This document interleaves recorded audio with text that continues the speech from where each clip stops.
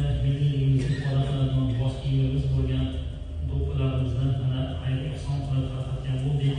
Bundan maqsadki albatta bosh kiyimga e'tibor berishlik, milliyligimizni unutmaslik, ayniqsa ibodatda bo'lgan vaqtimizda bosh kiyimda bo'ladigan bo'lsak, bu albatta fazilat, yaxshilik hisoblanadigan. Ko'cha-ko'yda yurganimizda ham mana shu milliyligimizga e'tibor berib, boshlarimizda mana do'ppilarimizni kiyib yuradigan bo'lsak, albatta bu dinimizda ham bosh kiyim kiyishlikka buyurilgan, shu bilan birga milliyligimizni ifoda qiladigan bir holat bo'larkan.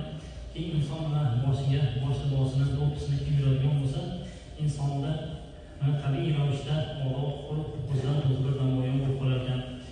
Shunday ekan, muhtaramlar, milliyligimizni unutmagan holatda mana shu do'ppi kiyishlikka ham e'tibor berishligimiz bu inshaalloh maqsadga muvofiq bo'ladi.